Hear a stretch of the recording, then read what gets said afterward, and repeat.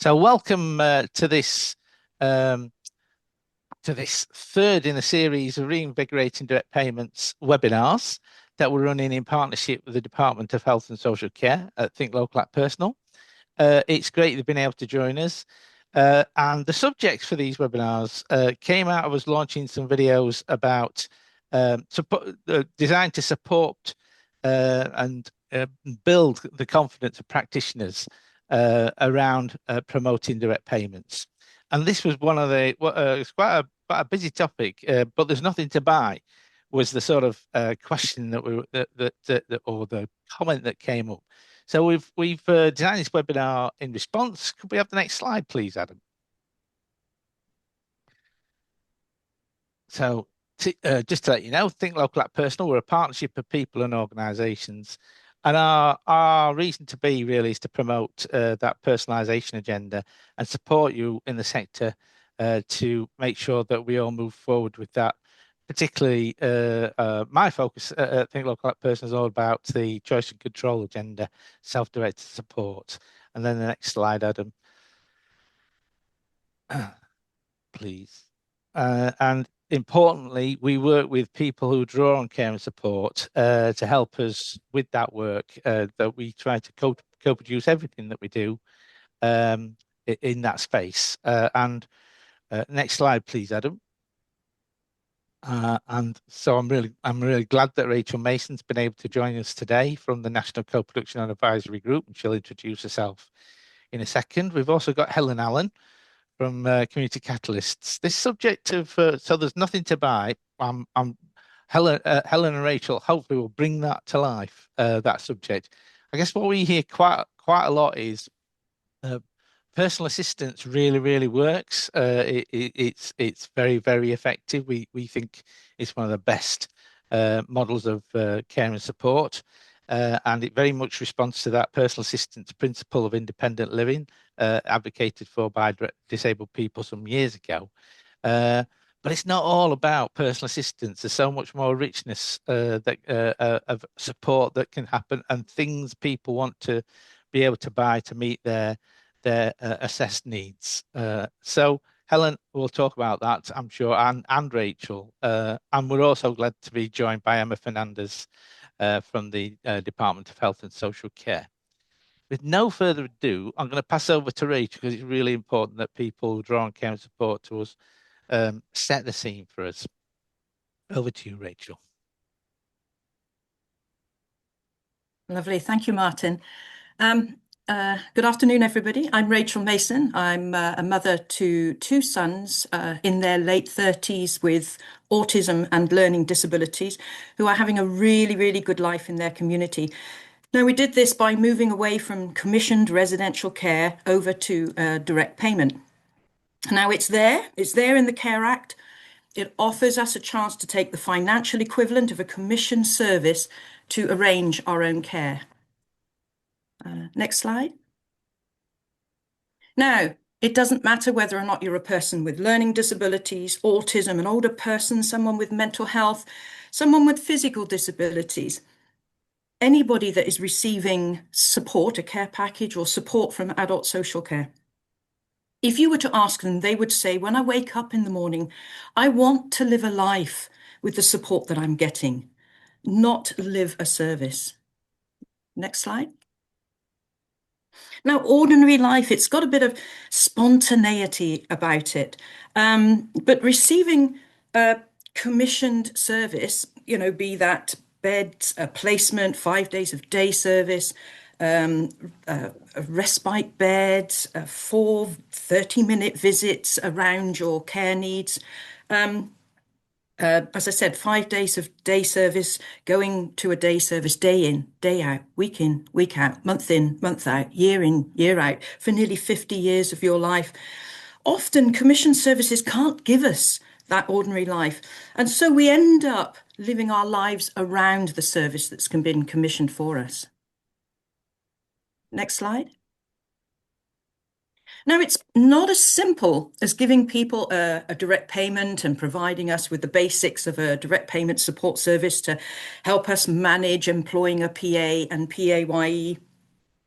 Often care plans that come along with direct payments are written in time and task, and they're very focused around the care needs, which often ties the hands of people that are holding a direct payment. And then we end up buying in time and task, we end up buying very, very traditional stuff.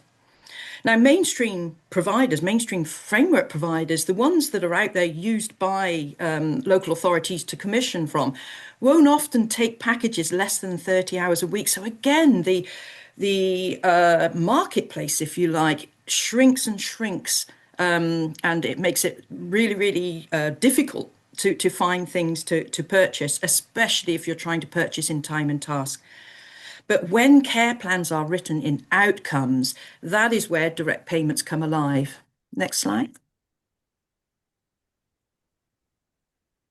Now, here that you will see one of the outcomes that was co-produced between my son's social worker, my son, and ourselves, being able to do his own shopping independently and being able to identify, what are the skills that he needs to actually achieve that. Now, it could be around his money and budgeting skills. It could be the road safety to go down to the corner shop and back again. Could be travel training if it's a little bit further to Tesco. The social awareness around walking down into town, meeting people, queuing, and those sort of things. Communication skills when you need to ask for something that you can't find on the shelves, and so on and so forth. And then being able to take those skills and identify, well, how can he learn those skills? Does it have to be from a mainstream provider in a very time and task way, or could it be something from adult learning? Could it be an opportunity by volunteering to learn those road safety skills, those social awareness, and so on and so forth? Could it be the fact of activities in your local community, using your local shops, participating in the local health walks, which my sons readily did, and I didn't actually have to pay support to help him on the local health walks. The ladies and the guys, everybody that was on that health walk, were the ones that were teaching him the road skills in that particular case. So there was a lot of opportunity to what I would call be able to see opportunities in the community. It's not just about there's nothing to buy, but it's being able to look into your community and see the opportunities of where that skill can be gained, that experience can be gained. And maybe you have to buy that, maybe it's right there in front of you. But often when you first take a direct payment, it's really difficult to see. And that is where Somerset's village agents, or some areas call them local area coordinators, come into their own. And they are a mine of information about the different, not just the activities that are going on in the community, but they are very skilled in being able to say, well, actually, going to this particular activity will give you this experience, help you with that particular skills gap that you've got. And so will help a direct payment holder to manage some of the activities that they are looking at. You can also buy, as you can see there, what other resources. So a piece of assistive technology could also help somebody with an activity. So, for example, being able to make a healthy meal for my son, we were able to go down that route with a piece of assistive technology that visually prompted him to use his microwave to make a jacket potato and so on and so forth, reducing the amount of time I was using a micro provider to come in and prompt him to do that activity. I also used a micro provider to teach him the road skills alongside the health walk, to go down and connect with his local cafe so that he could actually have a healthy meal at the cafe. It wasn't all about having support in the house to teach him to cook. So that shelf that looked pretty empty is now looking a lot more populated. Next slide. So this is an example. This is my last slide, and I wanted to show people of some mapping that I did, albeit nearly 15 years ago, for people with learning disabilities in in Somerset. And instead of going to the day service, we actually mapped where people lived. And you can actually see the natural clusters. And you can see my sons are down there in the bottom there, the two red stars. But there were other people that were going to the day service, other people that were in residential care and supported living here in our area. And from this, I think it was roughly around 2014, 2015 when we were introduced to community catalysts. We had, and his name is escaping me now, Reese Davis, was interviewed, and I was part of the panelists and the project panel to bring community catalysts into Somerset. And we co-produced the approach. And we started looking at local people that had those local connecting skills, those networking skills, to be able to support people with learning disabilities, with their daytime activities, but also older people in those day-to-day support needs that they had.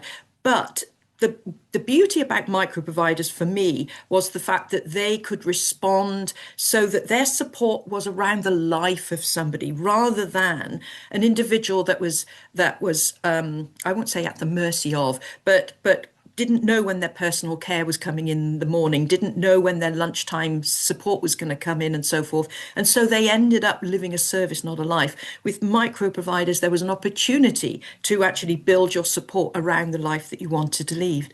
And I think that leads beautifully into Helen. Thank you, Rachel. That's wonderful. So, yeah, carrying on from that, absolutely direct payment, but there's nothing to buy. That was very much the reason why we set up back in 2009. It was based on a Department of Health project that we ran in Oldham and Kent. And it was very much the putting people first at that time in 2006. The policy driver was all about self-directed support, personalisation, universal services, choice and control. We kept hearing about choice and control. And this push, absolutely, we believed in for people to take a direct payment and go out and buy the support that was going to help them to get a good life. At the time, and I think still now, very much that the big emphasis was on employ a PA and employ them on a one-to-one and go out. That absolutely works for a lot of people, but it doesn't always work. It doesn't work for everybody. We also knew then there was traditional commission services that were out there, which again, there's a place for PAs employed by the person, place for the big guys, but we wanted to fill the space in the middle, which we then came up with a term. It's changed a few times, is community micro enterprise, which I'll come on to in a minute. So next slide, please. So our vision, which we know everybody's vision, is supporting people to get the help they need to live life their way. And very much what Rachel's saying, to get the support in the ways, the times, in the place where people live to enable them to live a gloriously ordinary life. And perhaps going to a day centre for 20 years, like Rachel said, isn't that glorious, and it certainly isn't that ordinary. And so we wanted to create the choice that says different. Everybody wants something different. And if we asked our loved ones or older people, what care would they see for the future? It probably is what Rachel's outlined. Daycare, dom care, care home would be the last resort. And now we've got a real opportunity for people, for self-funders and people taking a direct payment, to absolutely take benefit of much more great stuff that's out there locally. Next slide.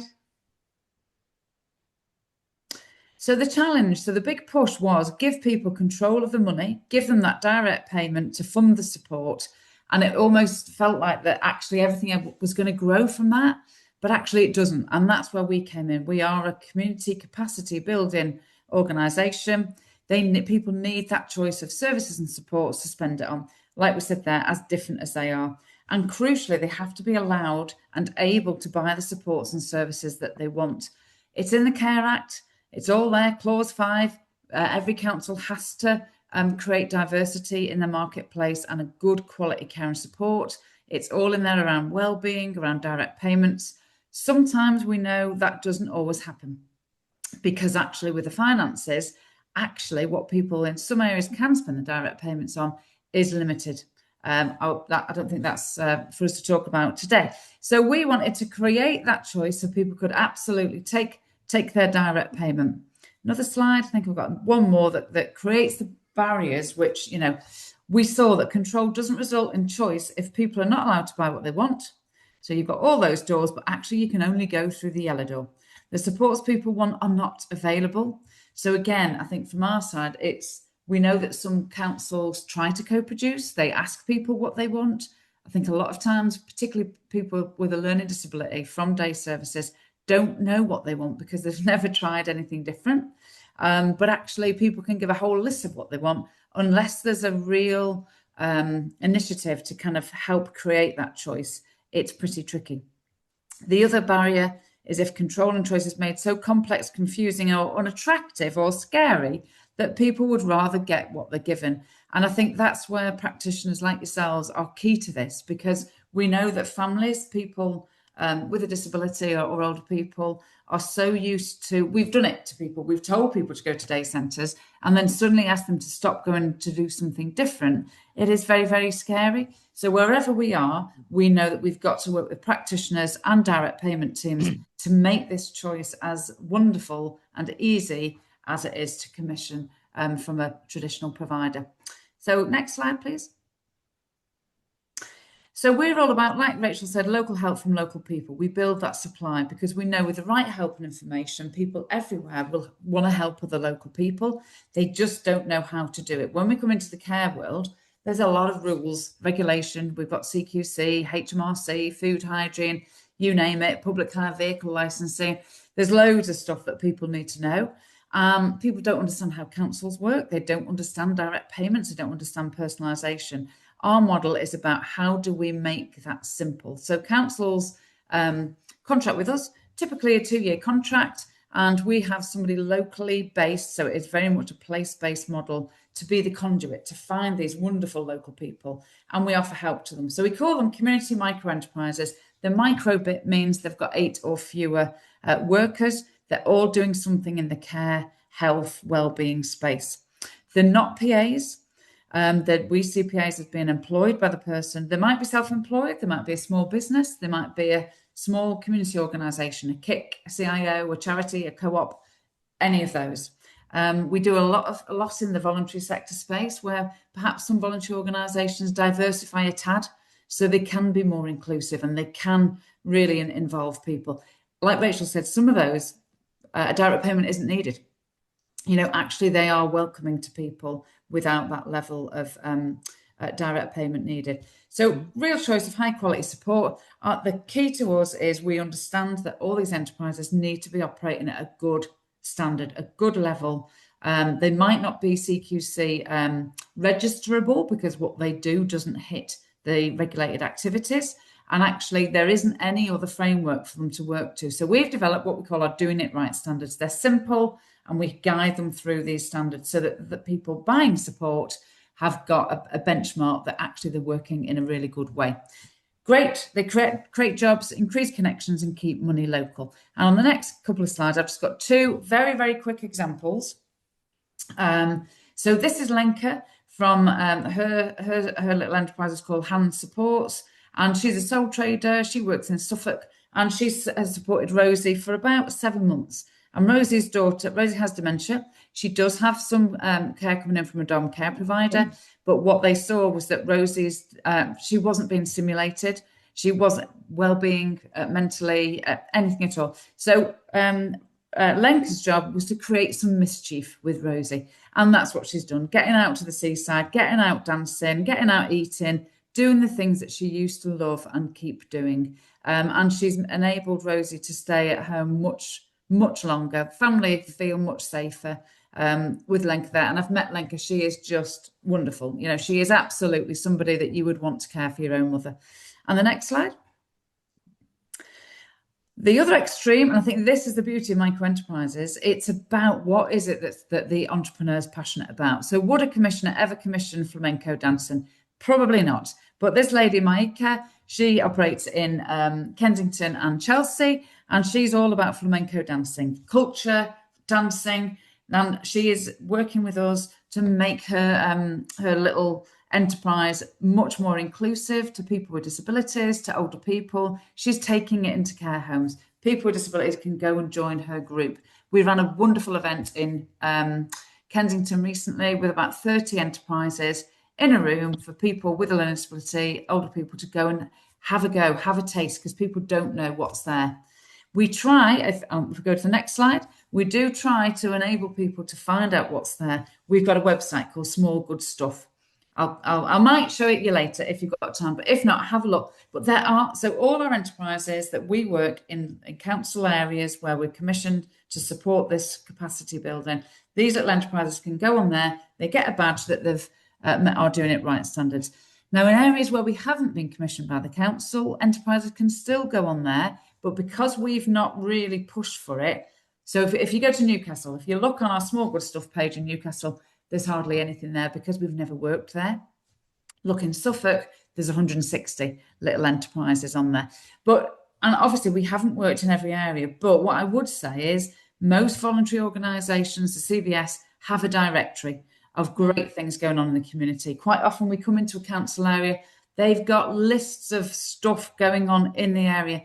It is there sometimes, if we start looking for other stuff, it will be there. And it might be a conversation with some of those existing organisations to see if they can be inclusive. They are inclusive to people with a disability.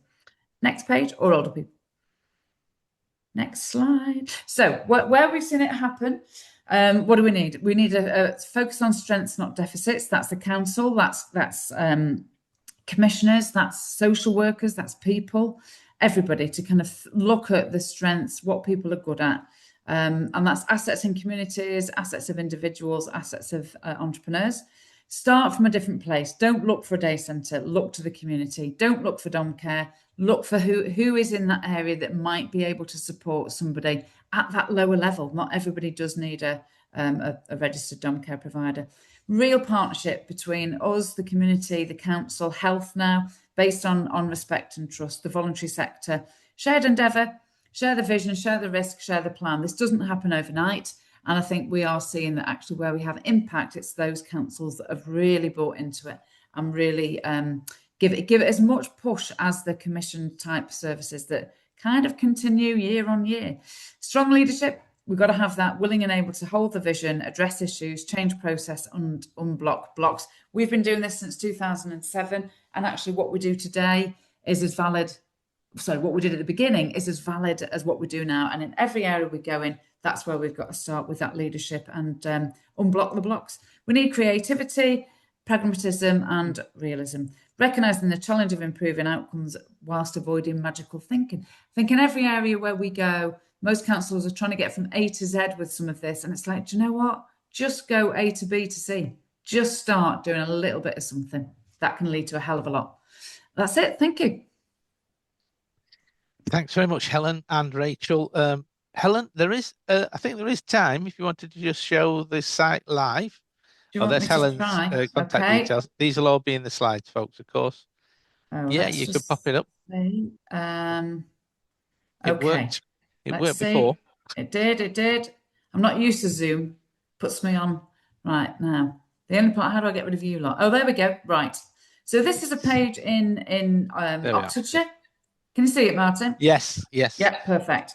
So there's 89 little enterprises here. So you get the name of the person, the little enterprise, and then click full details, and you get where they are, their numbers and what have you. This shows that they've been through our development programme. Enterprises can now put their availability on, because we know practitioners like yourselves, you're very busy people. It's very difficult to find out when people are available or not. So this one is one-to-one home community support. True care begins with kindness. We really, really try and get the enterprises to speak in language that our mums and dads would understand, not us as practitioners.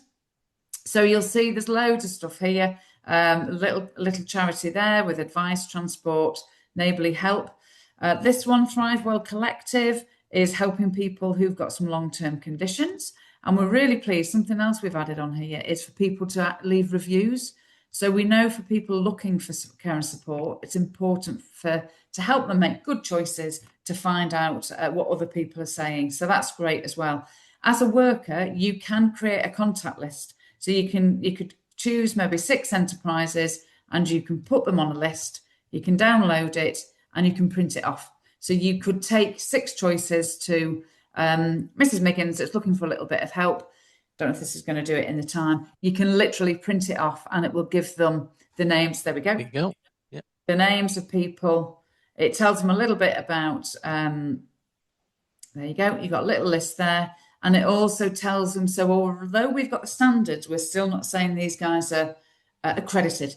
You know, choice and control, there is a little bit of responsibility. So making sure that people are making the right choices. So yeah, but like I say, there are other platforms available. This isn't the only one. So please do, look to your local area. That's great. Thank you ever so much, Helen and Rachel, for that. I'm just going to say we've had some problems with people getting in. For those who've got in, marvelous. So we are recording now. And we will circulate the video. Got a couple of things to start us off, if that's all right, Helen. So Yes. Gary's asking, how do you manage the process of ensuring micro providers are complying with potential CQC registration requirements with HMRC checks and self-employment status? Well, I would say we are anoraks in this space. That's what I would say. That is very much why we set up, because we come from a shared lives background, which is a regulated service with CQC. So we've all been CQC registered managers, those of us that set up right at the beginning. So we understand CQC, we understand the exemptions, and there are exemptions. So anything that's going on in the community, if anybody's providing personal care, CQC aren't bothered, actually. So where councils might think, oh, this enterprise is operating illegally, they can't register with CQC. There's exceptions with CQC for people offering personal care in the home that we really understand as well. And I guess we've just got to keep thinking about this. Having a good life doesn't mean personal care. So the majority of the enterprises that we work with are not even in the CQC space. Some might go in and support people with their cooking, their shopping.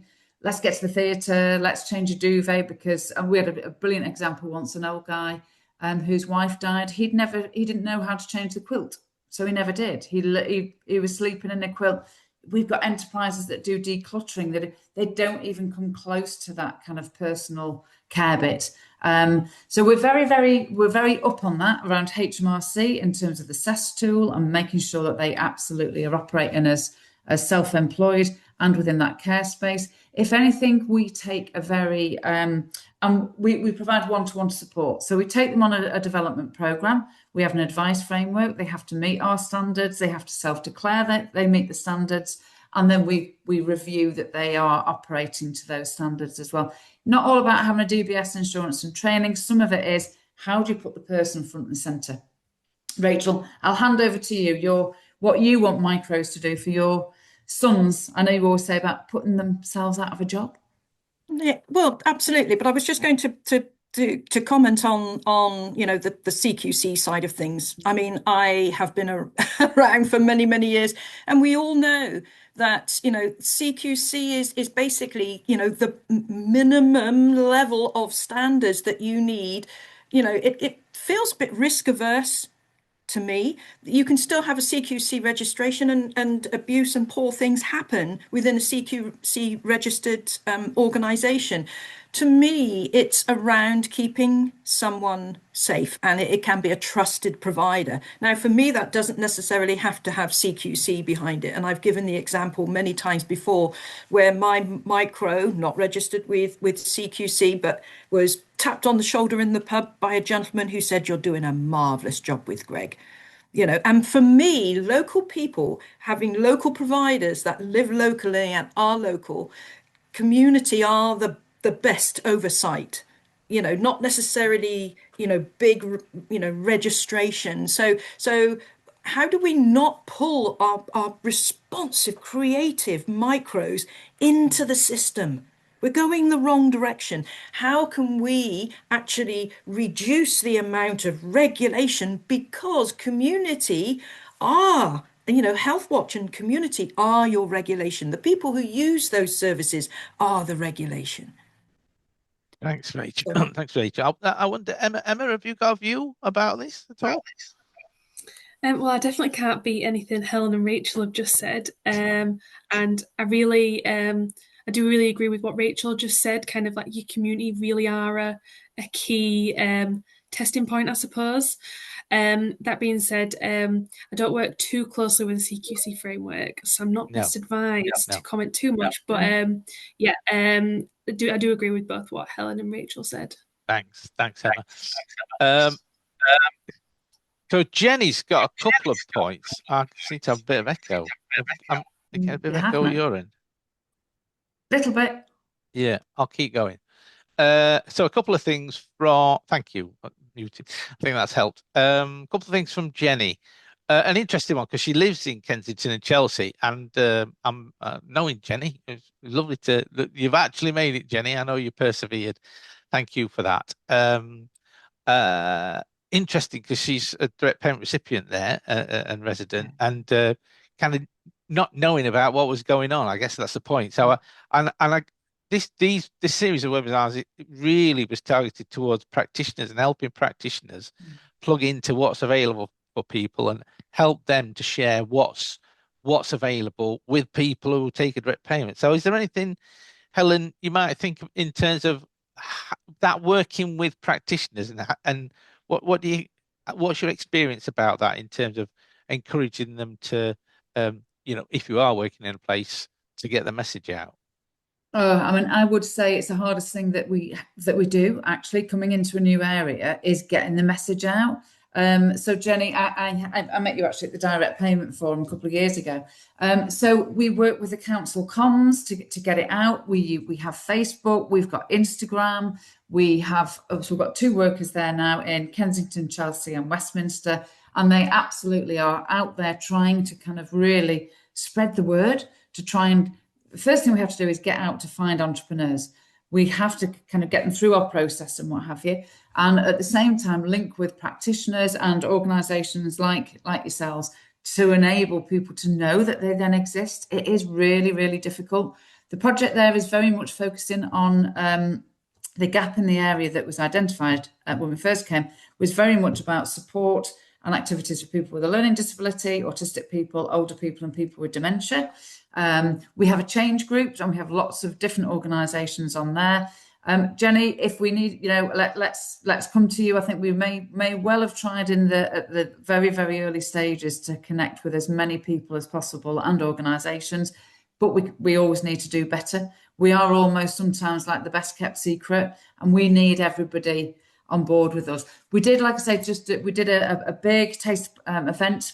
I can't tell you where it was because I wasn't there, but I think it was in Kensington, where we had over 100 people come. So that was older people with disabilities, learning disabilities, with enterprises, inner space, absolute practitioners as well, showcasing what people do. But we know we need to tell people again, and just keep doing it. We've got some more good stuff there, but it's never enough. So yeah, it's not just your job, is it? It's it's the job of we're trying to get out there. Well placed to do that, aren't they? Yeah, definitely. Yeah. So another from Jenny. Do you provide ongoing support to the micro enterprises or just on setup? Also, what are the options if the person wants to do such an activity? I think like the can't remember the dance that you said. Yes, the flamenco. Flamenco, that was it. Yeah. But who also needs personal care support while doing the activity? Yes, so we call it a development program. So, and we have our advice framework, we have our worker, our catalysts, and they're there all the time. So for that 2 years, when we've got that contract, they are there. And an entrepreneur absolutely needs more support at the beginning. And we handhold them through our framework. We handhold them to meet our standards. Then we have lots of networks of micros. Rachel, I think you'll probably be able to talk to that in Somerset. So we really bring the entrepreneurs together in peer networks to support each other. And they are really there as well, great at kind of making sure everybody's offering a good quality service. Personal care. So say like somebody like Flamenco with Micah, her offer isn't about supporting people with their personal care needs. She's offering a dance activity. So that there, people may need to go with their PA or the carer or their sister, or maybe they can just go for 2 hours and they're absolutely fine. In other areas, we have somewhere, so Funky Fitness and Fun in Oldham, they've been going, one of the first ones I supported from 2008. They are absolutely, people get dropped off at 9 o'clock and picked up at 3. So an alternative to a day service. It's all about different fitness and what have you, but she is absolutely geared up to support people with, if they need to use the toilet or with eating or what have you, making sure that they are safe in that environment. She's not just 9 to 3, she does evenings, weekends and what have you. So that's the beauty of this. It's about what the enterprise wants to offer. So if somebody doesn't want to offer that kind of personal care and everything, then their charge will reflect that. Whereas you'll have some that offer the whole thing, and obviously the charge reflects that as well. And what we expect them to do with the standards, obviously, is reflected as well. But they stay in our gang for 2 years. They're on Small Good Stuff. We have meetings there as well, and we check them every 2 years. Rachel? Oh, absolutely, Helen. And the example, as you know, that we've got here in Somerset, around with your carers, on the up in Minehead area, and that is although primarily self-funded, it was the needs. What are the outcomes that these individual self-funders want, and that is what drove the increase around the peer support around the micro providers in that area. They look to the community, see that actually there is a growing need, so we need more individuals that can come on and take on those particular outcomes. So it is about harnessing the gifts and skills and the drive and the passions of individual micro enterprise developers themselves, but also they listen to the community, and they are driven by what people want. And that is what I'm passionate about with direct payments as well. So within the learning disability area here within Somerset, and the different outcomes, when I broke those outcomes on that slide down into different things, having the adult learning and so on and so forth, micros listen, and they can actually see there's a cluster of people that are asking for this outcome. There's a business there for me. And that's what drives it, rather than, a commissioned package, which is beds and placements and day center hours and tasks and so on and so forth. And if we want that in the direct payment arena marketplace, if you like, but wouldn't that look lovely within the commissioned area as well? Absolutely. And just one other thing to say, we've got some really good examples where if somebody takes a direct payment, we've had a couple of projects where we support them themselves to set up a little enterprise.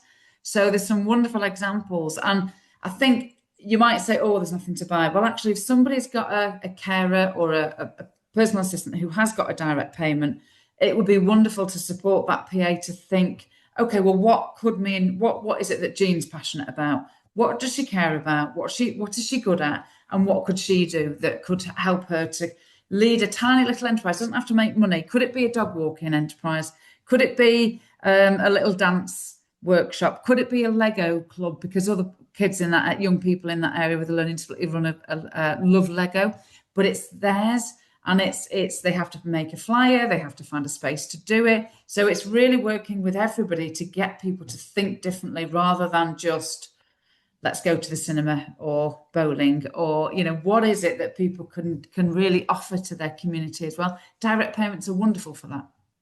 And it helps with the needs targets as well. I'm up there. Absolutely. There's a follow-up question from Jenny about that little dance thing. So if they are providing personal care, do they have to register with CQC? I guess it probably depend on the nature of the business, will it? In terms of, so it doesn't matter on size. It absolutely can be big, small, medium. It doesn't matter. If anything out of the home, if people have personal care out of the home, CQC is not interested at all. We think it's bonkers, but that's why we've created our standards. So say Flamenco with Maika, I doubt she would support people with personal care. If somebody needed it, then yes, she would. But then we've got others that are absolutely geared up towards supporting people with all their personal care needs. We've got some that have hoists in a community space. They've got changing beds and everything. CQC is not interested because they only register stuff in the home. So that's why we have created our standards. And that's where those enterprises that are supporting maybe 5, 10 people who've got those needs, then the level of training, qualification, risk assessment, health and safety and what have you, absolutely, they have to have everything in place to keep those people safe. Emma's asked a question about, I guess, going back to that point about spreading the message, Helen and Rachel. What I mean, have you got an example of a place where it's actually worked particularly well, getting the message out about microbes are in your place? I mean, I would say Somerset, but I'll let Rachel. Somerset was the best place. We started there in 2012. We've never done it anywhere like that ever again. And I suppose the key ingredients are buy-in at every level. So at the strategy level, at the director, the AD, the councillors get it. So councillors are talking to their, people in their areas about this opportunity.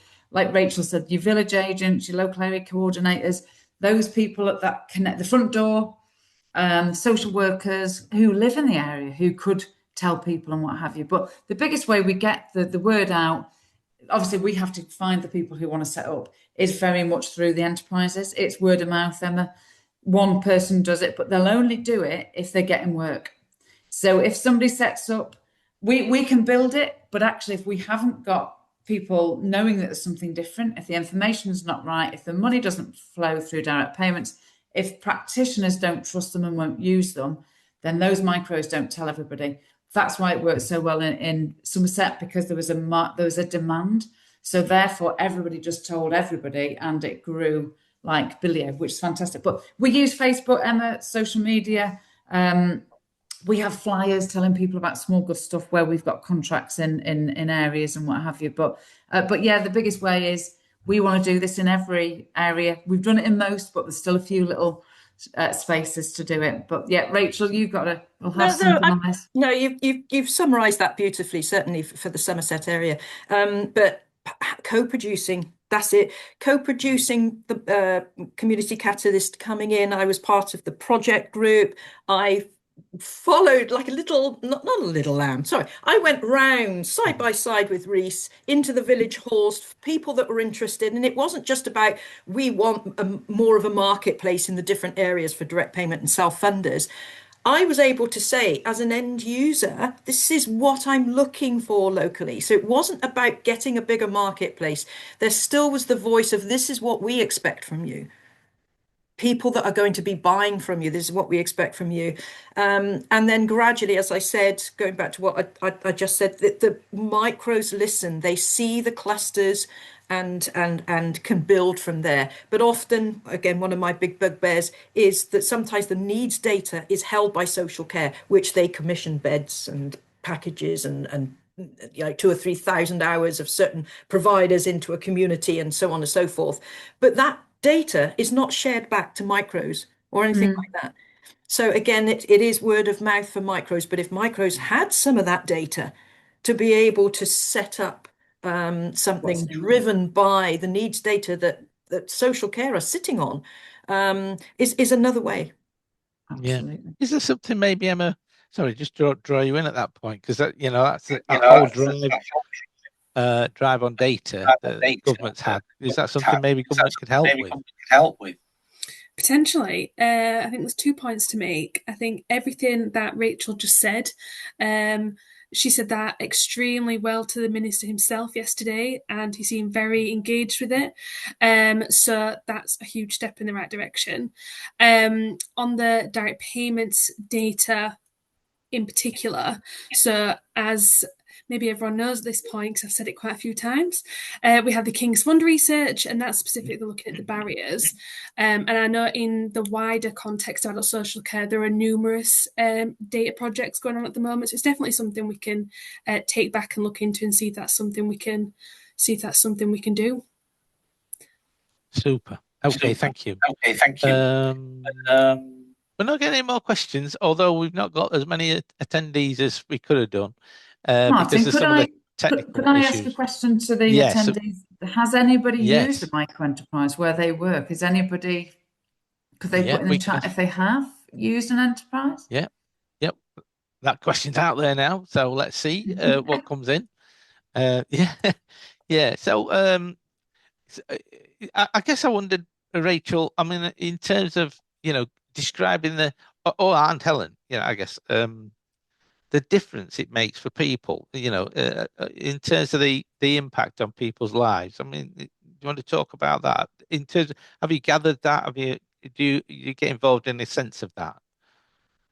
We do, and we're getting better at it. We've just actually done. I was on a meeting this morning. We've asked because we're not very good at it actually, but we've got better. So we've just got an amazing impact report on an area in Oxfordshire, in terms of the difference it's making to people's lives. But I think if people look on Small Good Stuff at the reviews, it's only a new thing so it's only come out recently. We don't actually engage with people.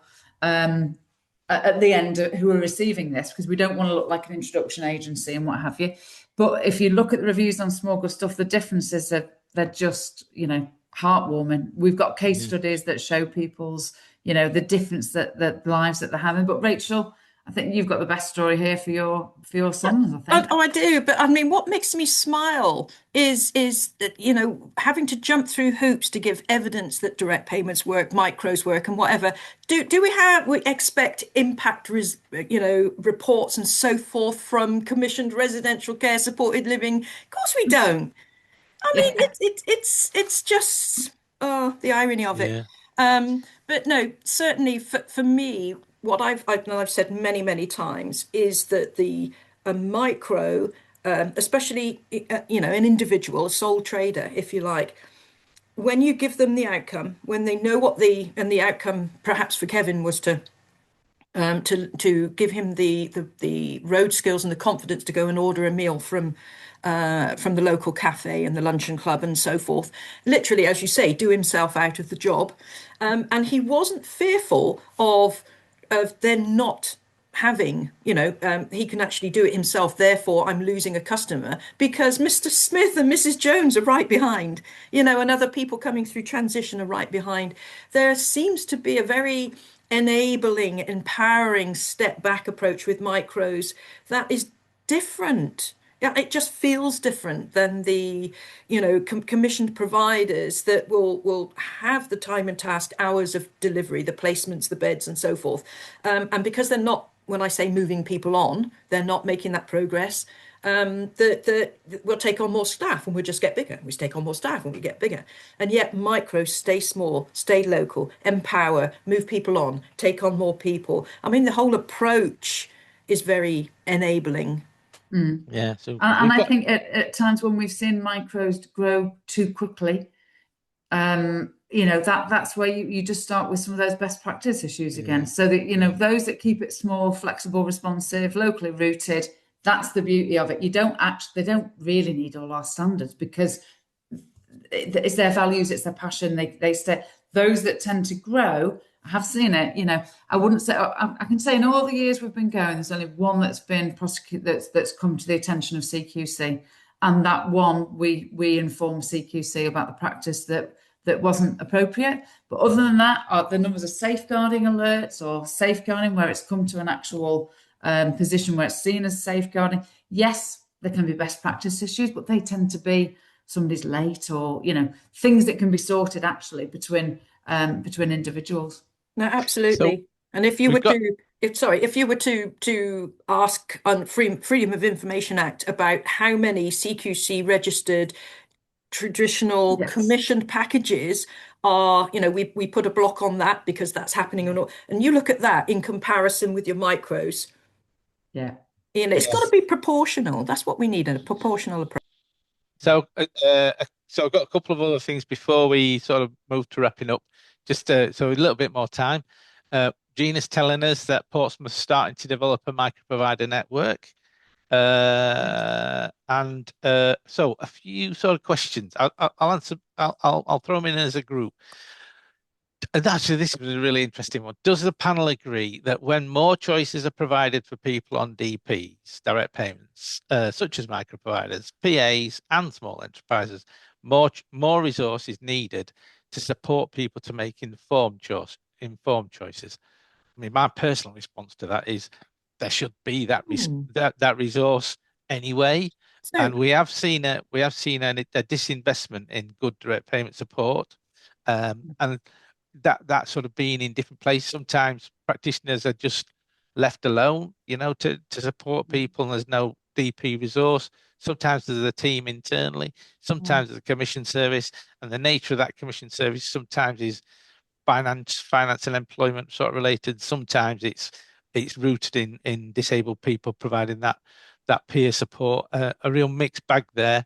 My personal response to that question is there absolutely needs to be good direct payment support, and we are working with others and listening to others who are in this space, trying to promote a good model of direct payment support. What are the key components of that? I'll shut up, Rachel. no, absolutely everything that you've said. Sometimes I feel that there is an expectation that it is the social worker that is looking through my small stuff or trying to look into the community, trying to help somebody break down their outcomes. It doesn't need to be the social worker. If you've got good local area coordinators, good village agents, a good contract, a good service specification for the direct payment support team that goes beyond the PAYE and helping with finding a PA, an employed PA, but ones that would sit down and do some person-centered planning. What does a good day look like? What are the skills gaps that you've got at the moment? What's out there in the community? Let's listen to the village agents at the moment and help you break down those outcomes. Just like I showed you on the screen there, it doesn't, I mean, I did it. I'm not a social worker. So if I can do it, it shows that communities with the right support. So yes, it does need investment, but of time and perhaps funding through the voluntary sector, but it doesn't have to be within social care and the practitioners themselves. Yeah, thanks. Eleanor, Emma, do you want to come back on that? Or should we go to the next thing? Go to the net, yeah. Yeah. I mean, Gary's making an interesting point, and I think we've had one of our webinars. I think our previous webinar kind of spoke to this. Yes, we support direct payment users with a range of support options, and micro enterprises are increasing part of the advice and guidance we cover. The biggest issues we face are often the restrictive choices that are placed on what an individual can choose to use and timeframes in which funding has to be used. And the previous webinar, hopefully you might see that to endorse it, they are responding to that and trying to get the balance of oversight and help encouraging practitioners to be less restrictive and the finance people to sort of work with that. Anybody, any comments? I was going to say often it's not the practitioners, is it? Practitioners do try and be creative, but actually it goes to a panel that isn't a panel, and then it's kind of, and I do think there's an element that we're very much on that asset-based kind of model, but actually if what we see sometimes is around the person, what can the family do? What can the neighbours do? What can volunteers do?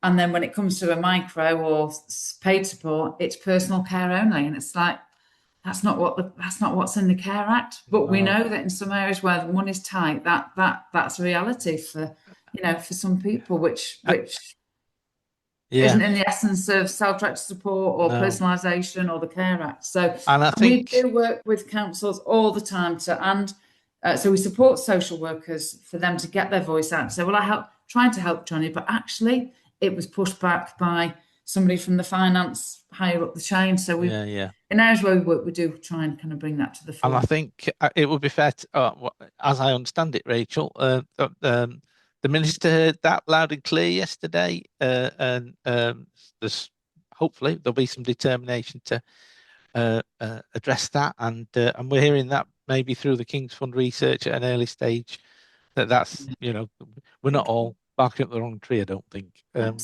I think to push that a lot of the micros that we support from Community Catalyst, they are that varied. Some of them are in that community space. They don't charge for what they do.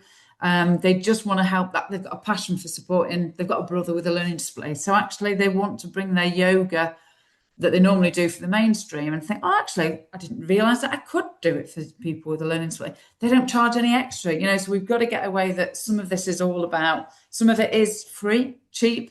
I would say the majority of the enterprises we support across the range would be all cheaper than a commissioned care Yeah. package. We've just got to get the council to stop putting all the money over here and steer it over here a little bit. We did have a comment about the sort of route of development in Somerset, and interesting. And I know you've commented about this, Rachel, in the past in terms of pricing. Because actually, when it takes off, you see a market develop, and kind of, micros charging, I guess, what they can get, and there's definitely a sort of a factor of self-funders in that as well, being able to pay, kind of drive a market. But isn't that the point, I guess? And just to say, in terms of our standards, one of those standards is that they have to charge a fair price for what they offer. Oh, okay. So in one area, a rural area, in a tiny little village, let's say 3 sole traders realise we're all working individually, but right, okay, there's no dom care here. Let's charge 35 quid an hour. It's like, hang on a minute, that's not fair to anybody. You haven't got CQC costs and what have you. So actually, we don't support those that want to charge a ridiculous price. We can't stop them, but it is about what's fair, equitable. Yeah. So we do counsel people out of this model as well. We don't just take everybody in, because people have to have grit, determination, and want it to be sustainable. But they will get priced out the market. Rachel? We're gonna have to. It's nearly past. A last word, Rachel. Oh, sorry. Yes, but again, it will be down to knowledge of the individuals around micro providers. People within Somerset have got a lot more knowledgeable and a lot more confident that it is possible to negotiate costs with providers. So 3 individuals that have got 2 hours between them actually can ask for a 1 to 3. Tom, Dick, and Harry want to go swimming together. You normally support us individually, but we want to come together, and so we'll pay a third of the cost each, and so on and so forth. So pooling budgets and being able to negotiate costs is there, and we get savvy. We get savvy to that. Oops, I'll go with. We get savvy to that, and the more confidence that we have with our framework providers as well as micro providers, that we need to question, is that rate correct? Yeah. Thanks, Rachel. We're gonna have to wind up because it's past. Thanks ever so much for sticking with it. And Emma, do you want to just mute Emma and Helen? That seems to. We've had a sticky session in terms of technology this time. Really sorry, folks. We will be sending out an evaluation. Please do let us know what you thought of the content, and I'm sure you do also tell us about the sticky issues we've had with Zoom this time. We'll learn and move on. Our next webinar is on the 16th. Interesting subject around risk, and it'll probably drill into more risk around the kinds of risks that appear around the personal assistant relationship with people, and managing those interpersonal tensions. So we'll see you all on the 16th, hopefully. Thank you very much. Thanks all.